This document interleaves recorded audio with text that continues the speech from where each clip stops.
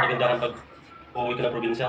Probinsya ng Leyte, Bohol, Samar, Mindanao. Pag mag-land trip ang ano mo, kasi makikita mo yung magagandang tanawin sa buong madaanan mo. Kaya ito, maganda. Nakasakay na yung mga sasakyan sa barge po mga kalods.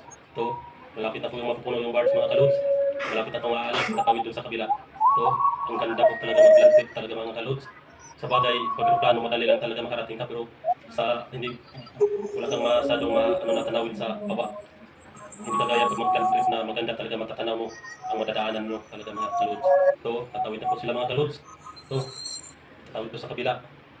Pag nakatawid na po sila, doon na naman tutuloy to sila. Pag land trip ang kanilang biyahe patungo doon sa kanilang uyang probinsya mga kalods.